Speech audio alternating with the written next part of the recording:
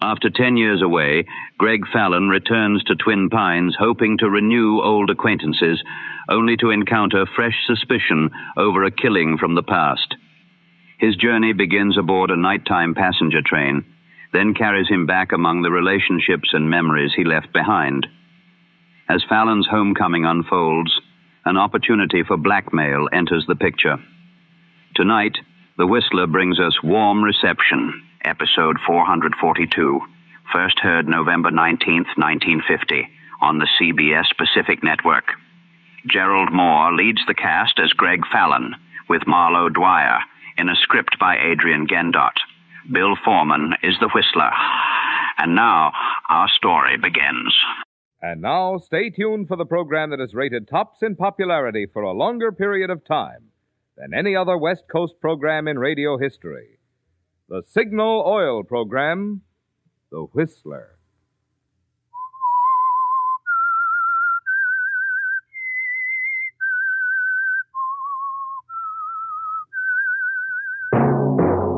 Signal, the famous Go Farther gasoline, invites you to sit back and enjoy another strange story by The Whistler.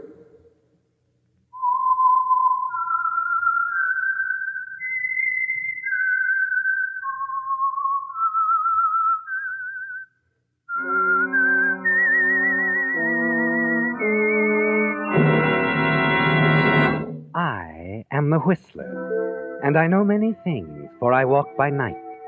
I know many strange tales hidden in the hearts of men and women who have stepped into the shadows. Yes, I know the nameless terrors of which they dare not speak. And now for the Signal Oil Company, The Whistler's strange story, Warm Reception.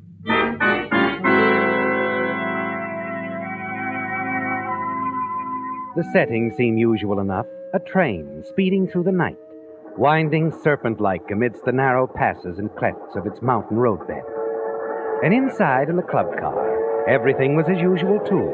The low hums of conversation, a waiter moving among the passengers attending to their desires, the friendly arguments over who buys the next one. Here, please. Bits of conversation like this. Yeah, but you ought to see this country in the daytime, Jones. Beautiful, this Northwest. I'd like to make it sometime. This night travel can get dull. Nothing happening. Nope. Whole train's just one big canasta game. Nothing really exciting going on at all. Nothing really exciting going on at all. No.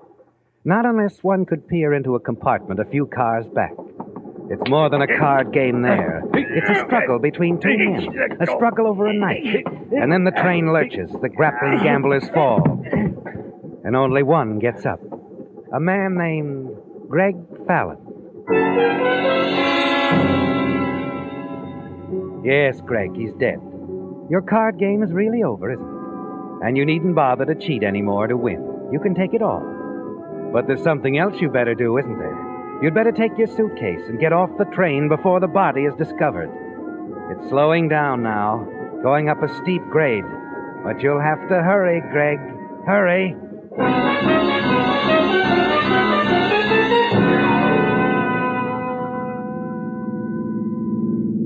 Hey! How about a ride, Mac? Sure. You hop off that train? No, certainly not. I thought it stopped here at the crossing. I wanted to get on. How far are you going? Right away. It's a couple of miles beyond Twin Pines. Twin Pines? Mm-hmm. Twin Pines, huh? That's just where I'm going, Mac. That's my old hometown. Okay, hop in. It's been 10 years since I've seen Twin Pines, Mac. But I'm going to enjoy dropping in on those dear hearts and gentle people.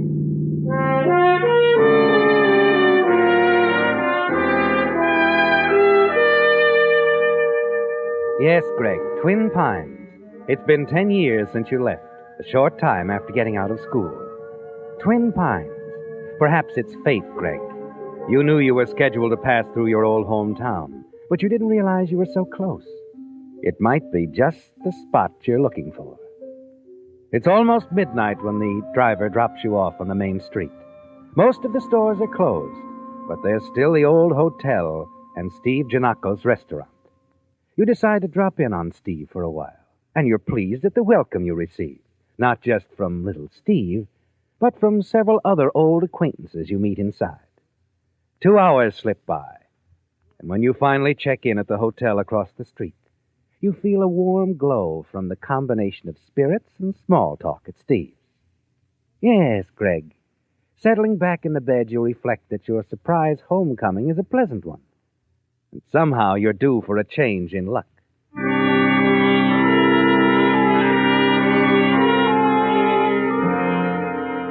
The very next morning, as you step from your shower, there's a phone call to suggest that your hunch might be right. Hello. Greg Fallon? Yeah? Imagine after all these years. And do you know who this is? Why, I'm not sure. Mrs. Morrison, remember? Mrs. Morris. Oh, sure. You live up on the hill. You were a friend of Mom's. Friend indeed. Your mother was my very dear friend, Greg. Oh. And now that you're in town, I do want to see you. Well, sure, Mrs. Morrison. I'd like to see you, too. Could you come up to the house tonight? Say about 8 o'clock. Oh, I think so. I'll be looking forward to talking to you again, Greg. My, it's been 10 years easy. Yeah, 10 years. Oh, thanks for calling, Mrs. Morrison. I'll see you tonight.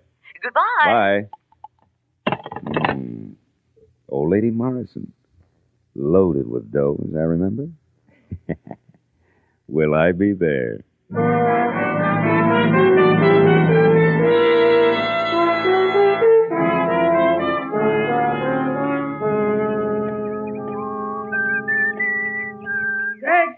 Greg, wait a minute. I'll walk along with you. Huh? Who is it? Oh, Steve Giannakos. Where you go, huh? Calling on Mrs. Morrison? Yeah, how'd you know? Old Steve knows what goes on in Twin Pines. Come on. I don't want to make you late. Can we still cut across this lot? Same as ever. Oh. You're enjoying being back, ain't you, son? I sure am.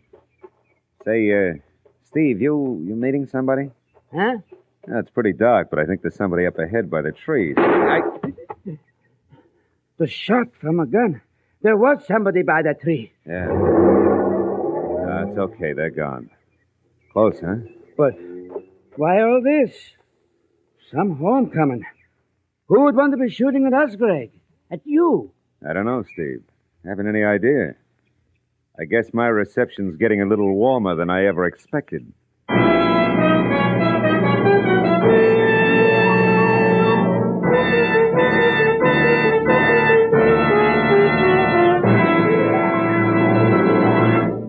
Do you believe in magic?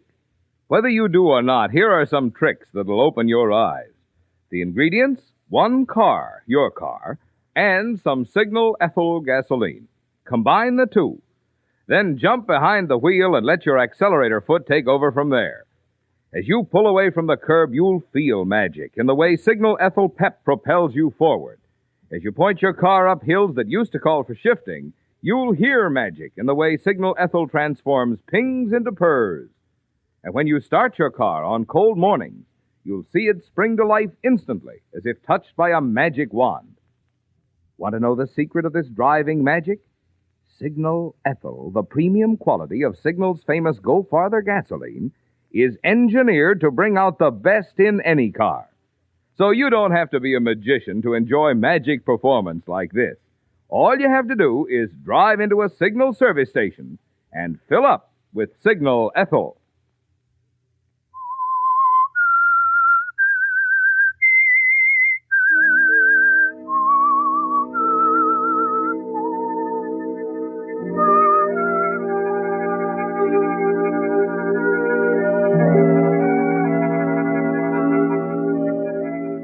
It's a puzzling, terrifying situation, isn't it, Greg? Your chance visit to your hometown after the accidental killing of a gambling companion on a train. Everything was going beautifully, with old friends welcoming you, showing pleasure at your return, until a few minutes ago, while passing through a vacant lot on your way across town to old Mrs. Morrison's. You were almost the victim of a mysterious gunman, weren't you? Yes. And now, arriving at Mrs. Morrison's, it's still on your mind as you wonder who tried to take your life. Mrs. Morrison smiles as you enter, rises to greet you, and then... Surprise! Oh, Greg, you are surprised, aren't you? Why, it's wonderful, Mrs. Morrison. Go on, meet them all. Talk to them. Your old boyfriends from school, your best chums, and even an old girlfriend or two. Yeah, so I see.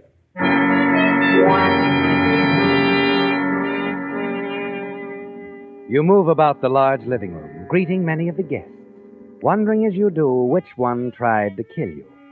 Because you reason it must have been that way. Only Mrs. Morrison, Steve, and the people at the party knew you were coming here. It had to be someone in this room, because Steve was with you when the shot was fired. Someone, Greg. But who? You talked to them all, wondering and asking. And then Doris Edwards. Odd how you somehow end up in the garden with her, isn't it? Or is it so odd, Greg? Well, Doris, it's been a long time. Huh? Uh-huh. 3 husbands ago. Free and clear now? Quite. My last husband, Roger, got the flu. Oh. A very bad case. He died. He died. Roger, huh? Roger. Oh, you don't know him, an out-of-towner. Oil and bonds. He left me some money. Oh? I noticed you were puzzled by all those people inside. I mean, you almost seemed to be wondering why some of them were here. Oh, no, I was just curious about them, I guess. It's been so long, I didn't know I had that many friends. I don't think you have. I don't think very many of us have, Greg. You know, Edith acted strangely, almost as if she was afraid of me. Edith? Maybe you'd rather she were out here with you. Oh, no, I'm sorry, Doris. It's just that Oh, skip it. And if you must know, Edith acts strange all the time, ever since her sister was killed. Her sister? Nearly 10 years ago. Just about the time you left town. Laura? Yes, George Winton's wife. She was murdered. They found her body behind the depot. Oh. People talked about it for years. I guess that's one date they'll always remember. December 2nd, 1940. December 2nd? Why, that's the night I... You what? Nothing. Funny, I never heard about it. I didn't know Laura was dead. Can't we get back on a more pleasant subject? What? Oh, not now, Doris. I really think I should go inside. Mrs. Morrison might be wondering about me. You know something? I'm wondering about you myself. All right, come on. To be continued,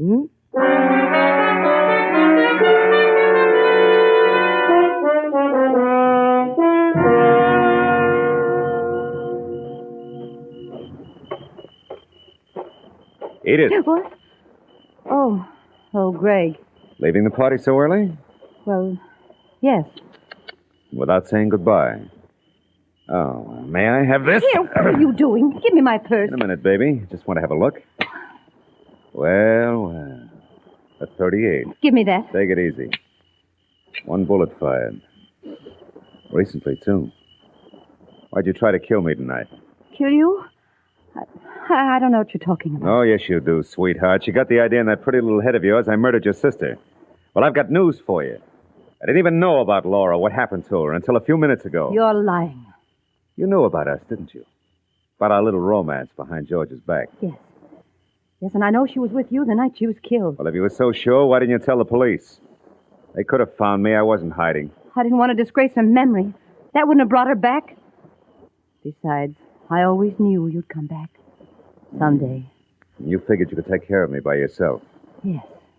You're wrong, Edith. The last time I saw Laura, she was mad but very much alive. I'm supposed to believe that? I can prove it.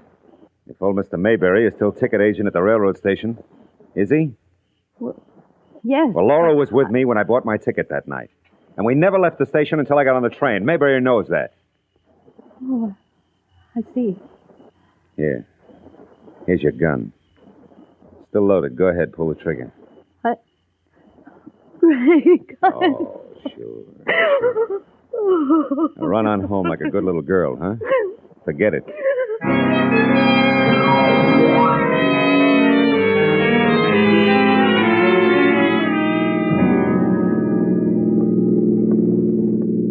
You know, Greg, that was quite a party Mrs. Morrison gave for you. Yeah, real nice of the old doll. I must say I was rather surprised.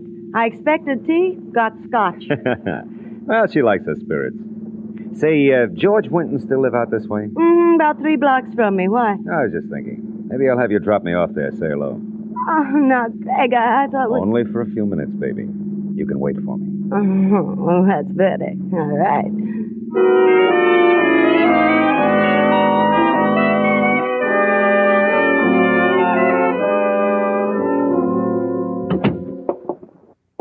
Surprised to see me, George? No, not exactly. I heard you were in town. Well, here, sit down. Thanks. I only dropped in for a minute. I just heard about Laura. Oh. Quite a shock. Yes. Seems I was probably the last person to see Laura alive. Outside of the murderer, that is. What? Yeah, I had a date with her the night she was murdered. You? Oh, then it was you. Me, She was... yeah. Sit down, George. Relax. I'm going to fill you in on some facts. Yeah, I'm the guy that she was playing around with. Oh, why are you telling me this now? This the reason you came back to Twin Pines? Uh-huh. I told you I didn't find out what happened to Laura until Mrs. Morrison's party. And I learned that Laura was killed the very night I left. Not long after she saw me off on the train. I got to thinking, George. I remembered seeing a guy hanging around the depot. You. Me? Oh, that's ridiculous. No. I saw you all right while I was telling Laura goodbye, and I remember how glad I was leaving. I knew you'd have a scene with Laura. Apparently you did. A violent one. No, I tell you, Come you're... off it, George. Laura told me many times you were beginning to suspect her. She even wrote me letters suggesting we change our meeting place. She was afraid you'd kill her if you found out about us. She wrote all that down in her letters. I still have them. What are you going to do with them? Well, I suppose I could turn them over to the police, huh? Tell them what I know. But then it just so happens I find myself temporarily pressed for some ready cash, George. Do you suppose you could advance me a couple of grand? So that's it. No, I won't do it. You won't get a cent. Bank opens at 10. Just slip a few bills in an envelope and drop it off for me at the hotel, huh?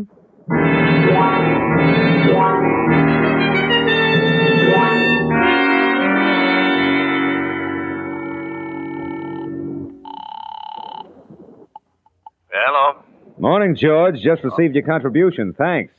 And, by the way, you're still in the real estate business, aren't you? Yes? Good. I've decided to settle here for a while, so I'll need a modest little place to call home. Find me something, will you? Now, look, I don't want... I don't care what the rent is.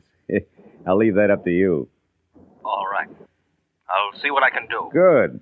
You know, when I decided this morning about renting, you were the first man I thought of. Yeah, I'm giving you the business, George.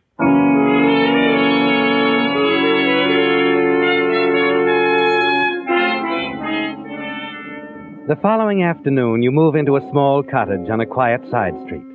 It's not exactly what you had in mind, but George explains it's only temporary. And so you begin your new life in Twin Pines. In the days that follow, you find yourself spending more and more time with Doris. And then one evening, as the two of you are dancing at the fashionable Lakeview Lodge. You know something, Greg? You haven't told me yet what you do for a living. Haven't I? The way you throw your money around. Say, you wouldn't happen to own an oil well or two by any chance? Sorry, no. Disappointed? Not me. I wouldn't care if you didn't have a nickel. I have changed, haven't I? Well, I hear your dear departed left you with $100,000 in the bank. 125 to be exact. Oh. What are your plans, Greg? Oh, I don't know. I'll look around. Maybe find something worthy of my varied talents here. Oh, dear. I'd rather hope we'd move out of Twin Pines after we got married. Married? Yeah, well, this is so sudden. I hadn't expected a proposal. Well, you're getting one. How am I doing? Twist my arm. All right. Like this? Oh. You talked me into it, baby.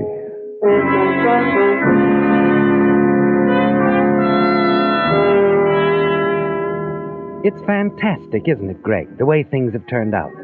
The breaks that have come your way since your return to Twin Pines. First, George Winton, and the opportunity to shake him down for some easy money. And now you're making plans for your marriage to Doris, perhaps the wealthiest woman in town. Yes, things are going very well for you, aren't they? That is until one afternoon when you run into George on the street, and he asks you up to his office. Well, George, what's on your mind? Wondering how you arrived in Twin Pines, Greg. You come up by train? No. No, as a matter of fact, a friend of mine gave me a lift. He was on his way south, What are you getting at? Happened to bump into Fred Jessup last night. He's one of the conductors on the line, lives here in town. Jessup? Jessup? I never heard of him. Probably not. He's only lived here a few years. He was telling me about a murder that happened on the train the night you got here, Greg. Seems the police have a few leads on the case. Really? Yes. See, Jessup saw a man hurrying away from the murdered man's compartment. The man had been playing cards with the victim earlier in the evening. Well, good for Jessup. 2 other passengers on the train told the police they'd been in the card game with the victim and this other man. They'd left them in the compartment quarreling. So? What's all this got to do with me? Jessup described the man to me. He can identify him without question.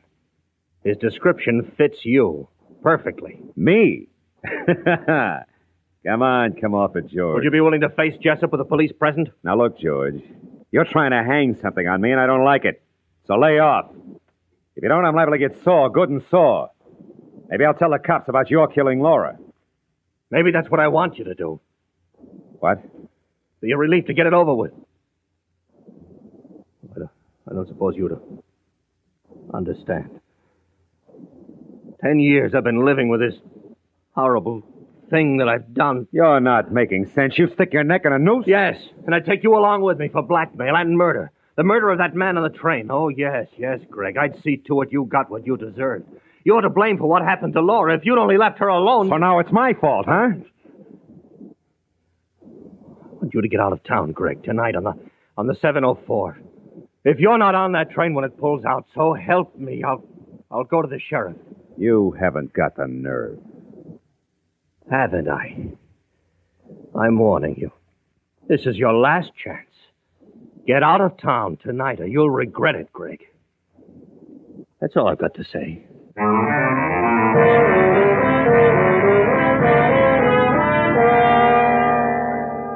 He means it, doesn't he, Greg?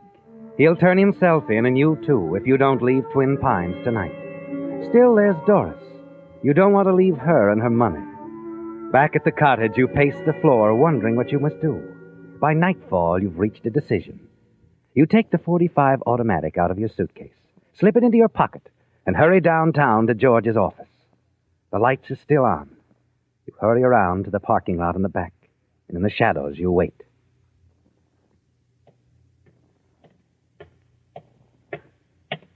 Hello, George. Greg, what are you doing here? I've decided not to take your advice. I'll settle things my own way. What are you doing with that gun? I'm going to hop in your car, go for a little ride, George. No, wait, You're Greg. going to have an accident. I haven't decided exactly what it's going to be, but... Listen, Greg, I was bluffing. I was just trying to scare you out of town, that's all. I swear to you, I'll never say a word. Sorry, George. You catch him as he slumps forward and drag him into his car. And a few minutes later, you're racing down the highway toward his house on the outskirts of town. As you near the train crossing, you hear it in the distance. The 704, Greg. In a few minutes, it'll round the bend, reach the crossing. That's it, the train. Yeah, it's the perfect setup, George, for your little accident.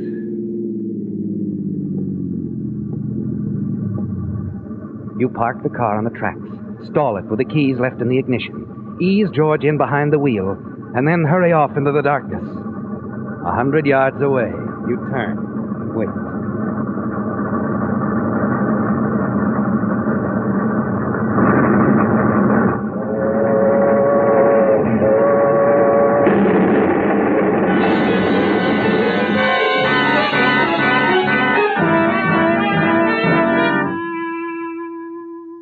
A quarter of an hour later, you're back at the cottage, and your hand is shaking as you unlock the door and step inside. You stand there for a moment in the darkened room, and a shiver runs through you. The room is as cold as ice. You turn on the lights, and then the wall heater. Stand before it, rubbing your hands. Finally, when the chill has left you, you pour yourself a stiff drink. Settle down in the easy chair. It's done, isn't it, Greg? George Winton will never bother you again. Hello? Hello, darling. I'm just about finished packing. Haven't changed your mind about marrying me, have you? Of course not. I ought to warn you, though, Doris, I'm only marrying you for your money. Well, there's plenty of it, and it'll last us a long, long time. Oh, we'll have fun, Greg. Lots of fun. Sure, Doris. I'll be over in about half an hour to pick you up. Will you be ready? Ready and waiting, baby. Everything is swell. Now.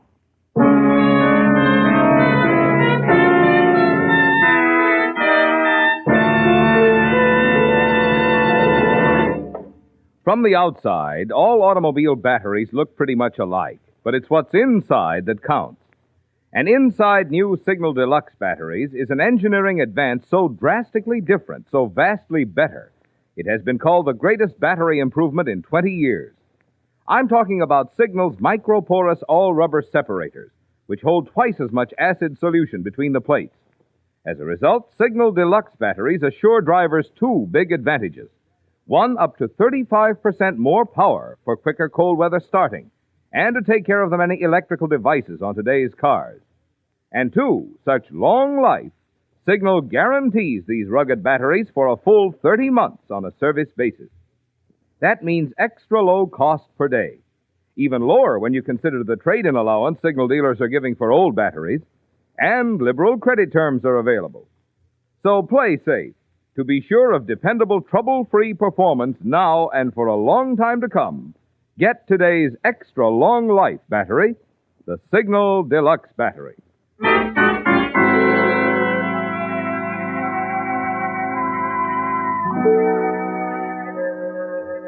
The town of Twin Pines was shocked about the accident at the train crossing, about the news of George Winton's tragic death there. But hardly anyone, other than the sheriff, knew about still another tragedy at the cottage where Greg Fallon had been living. The cottage owned by Steve Janakos, who had been hurriedly summoned by the sheriff. What happened, Sheriff? Well, Doris Edwards came by here to pick up Greg Fallon. Found him in that chair over there, unconscious. Unconscious? Yeah. The gas heater wasn't lighted, but the gas was pouring out full blast. Oh, my, that's terrible, Sheriff. I feel like it's my fault, too. All my fault. Yeah, I've heard you've had trouble with that heater blowing out before. Yes. That's why I told George Winton not to rent the house until I put in a new heater. Uh-huh. But George said it would only be for a little while. He promised me he'd warn Greg about the heater. Well, doesn't look like he did. A man who's been warned about a gas heater blowing out doesn't leave it turned on full blast and go to sleep. I shouldn't think so. Maybe George didn't warn Greg. Maybe he had a reason for wanting him dead. Dead? Greg is dead? Yeah. Got a call from the hospital just a few minutes ago. Greg Fallon was dead on arrival. You know, Steve, it's kind of weird the way things work out sometimes. What do you mean? Oh, just this. Doris arrived here soon enough to save Greg's life, but she couldn't get him to the hospital in time. The railroad crossing was blocked because of the train accident that killed George Winton.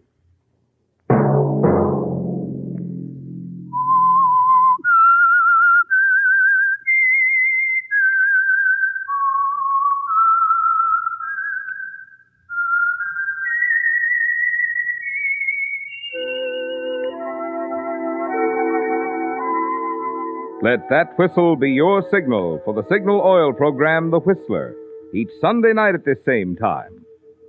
Signal has asked me to remind you that for many boys in the service away from home, for many underprivileged children, for many families less fortunate than you, this Thursday will be a happier Thanksgiving Day, thanks to your gift to the community chest.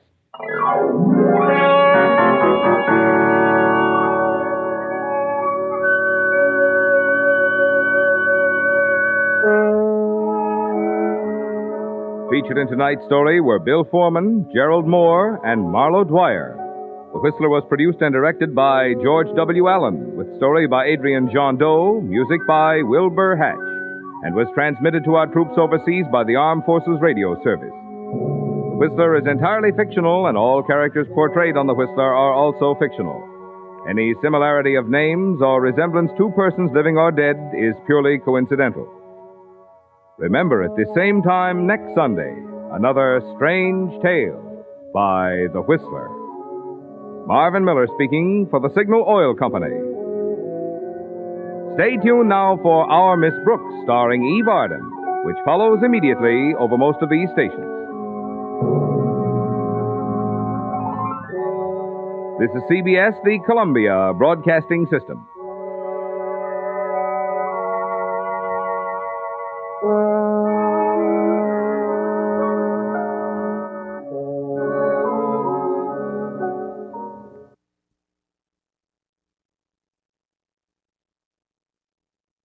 This concludes The Whistler's Warm Reception. First heard November 19th, 1950. Follow The Whistler for more classic broadcasts.